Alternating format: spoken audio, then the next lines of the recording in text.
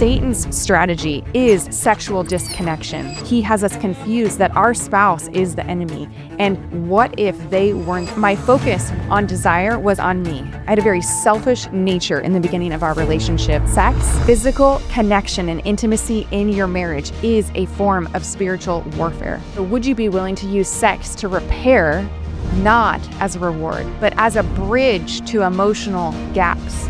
Kids are going to be gone. Businesses come and go.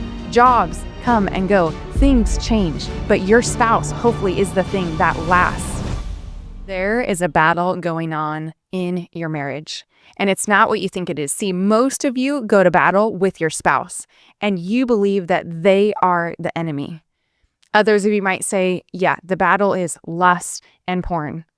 And yes, and I believe the greatest battle in your marriage is disconnection, emotional resentment, and the belief that you're not wanted or rejected.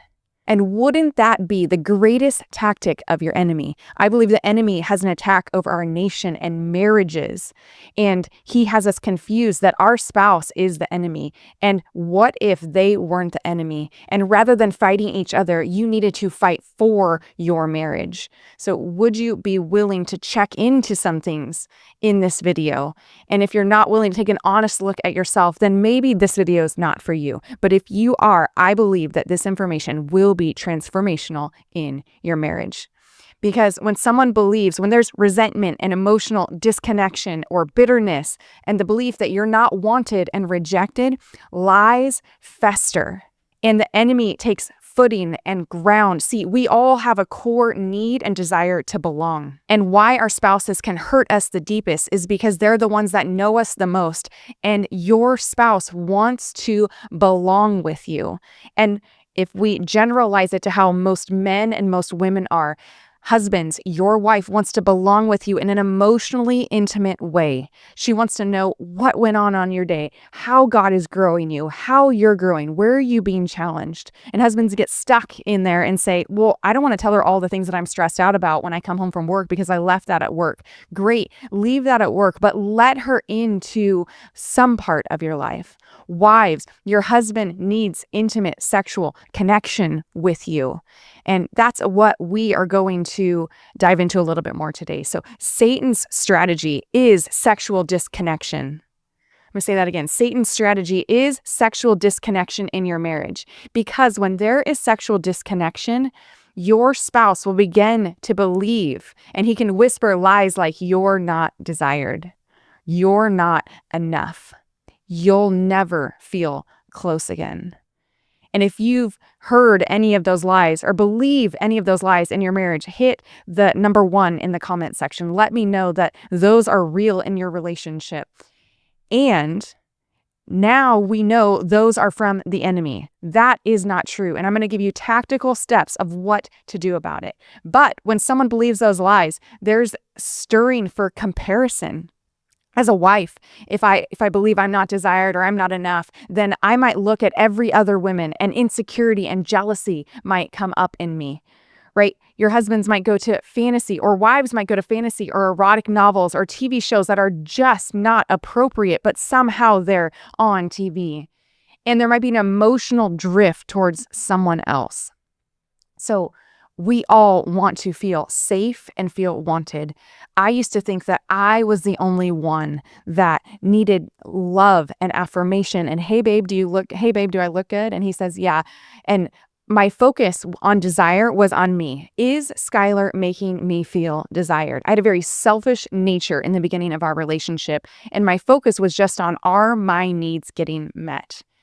And so would you be willing to check in? Is that how you are? Are you solely focused on, are my needs getting met? And if not, I'm going to throw a fit. I'm going to be revengeful. I'm going to withdraw. Or do you have an outward focused lens, and are you willing to check in? Are your spouse's needs being met? Are they feeling wanted and desired? Do I make them feel wanted and desired? See, what I hear from most women is that they have not said words of appreciation out loud to their spouse in a very long time. So Skylar battled with porn in the beginning of our relationship. And one of the things he expressed to me that he needs actual words of affirmation and acknowledgement in is that he is making progress and an appreciation for him not doing it. See, I used to only give affirmation when he was perfect. Well, guess what? I'm not perfect and he's not perfect, so he never got any affirmation. And that created a big gap in our relationship. Your spouse needs your words, wives. Husbands, your words matter to your wives.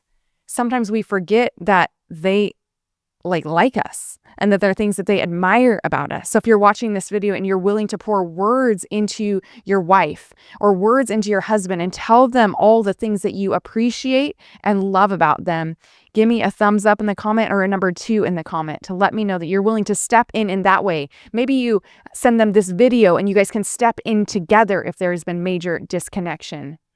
See, because there's a psychological and an emotional layer that happens with sex. Sex releases powerful bonding hormones like oxytocin and dopamine. They are God's designed tools for connection and healing. God designed oxytocin and dopamine when you have physical intimacy with your spouse for connection and healing. And so when used intentionally, physical intimacy can repair emotional rifts through physical closeness. And I know the ladies are not going to like this message, but would you be willing, before things are cleared emotionally, to still lean in and allow God's design in oxytocin and dopamine to do their work in you? Because could that physical connection and those hormones in your brain open up something new so you can get to a place of emotional connection and so you can get to a place of repair? See, when you connect, it reassures each partner of their value and commitment. If you're willing to connect in that way, even when things are not perfect emotionally, it tells them you are committed to them and to the marriage, especially to the person that has the higher drive. But oftentimes what I see is when there's a rift, the person with the lower drive will withhold it and weaponize it, and it creates more damage than what the original rift was. See, when you're able to lean in, it reinforces trust, it can soften hearts, and it rebuilds the possibility of intimacy. I believe sex is a form of spiritual warfare. Physical connection and intimacy in your marriage is a form of spiritual warfare. Intentional sex in marriage is a spiritual act of war. It says, you cannot divide us. We won't let fear, shame, or offense separate us. And we choose unity, healing, and joy over bitterness and isolation. In order to be in that place, you would have to know that your spouse is not the enemy.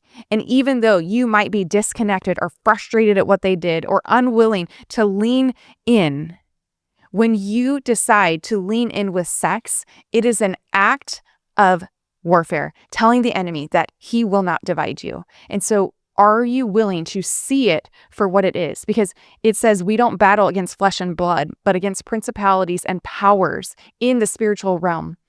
And so do you see your marriage not just from a physical standpoint and an emotional standpoint, but from a spiritual standpoint? And would it be God honoring to lean into your spouse in that way, even when things aren't perfect? I believe it could give you the possibility of reclaiming sacred ground. See, every time a couple comes together to reconnect, not out of duty, but out of love and commitment, they reclaim a sacred ground and crush the enemy's plan for division, infidelity, and apathy. And the enemy does have a plan for division, infidelity, and apathy. And the objection might come up, well, I don't feel like it. And I would venture to guess that there are many things that you don't feel like doing on a daily basis that you do anyways. I don't feel like doing the dishes every day. And do they get done? Yes. I don't feel like putting my clothes away sometimes. And do they get put away? Yes. I do not always feel like cooking dinner. But I know what I'm committed to based on my results. So in your marriage, you might not feel like leaning in emotionally, husbands. And can you do it anyways? Ladies, you might not feel like leaning into intimacy, But because of your commitment to your marriage, are you willing to do it? Knowing that there's sacred ground that gets claimed when you do it and connect in that way. And so would you be willing to use sex to repair, not as a reward?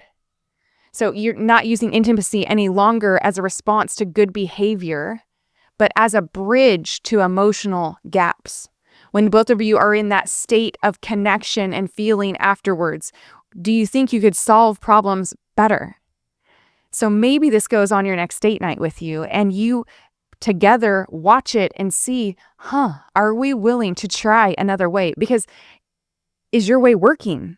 See, most couples would say that their way isn't working. And the definition of insanity is doing the same thing over and over again and expecting a different result. So would you be willing to try something different? So how do you not see your spouse as the enemy? Could you pray? Like, are you fervently praying for your marriage, praying for yourself? I know there are many times where I have to pray, God, give me the heart to want to lean into Skylar. God, bless our physical connection. God, increase our passion in my marriage. What are you praying for in your marriage? And are you fervently seeking the Lord for the one thing that's going to be there, hopefully for the rest of your life? See, kids are going to be gone. Businesses come and go. Jobs come and go. Things change. But your spouse, hopefully, is the thing that lasts. And are you bringing the Lord in the middle of your relationship? Is it God, you, and them? And you are both seeking the Lord and growing closer to Him and growing closer to each other? Or are you guys not seeking the Lord and growing further apart from each other because He's not in the middle of it? He is the restorer and healer, and I know that He can do a great work in your marriage if you're willing to step in and be obedient. From obedience comes blessing. So I'd love to hear what stood out in this video. And if you're not subscribed, definitely hit the subscribe button, and more will come on communication, intimacy, and passion.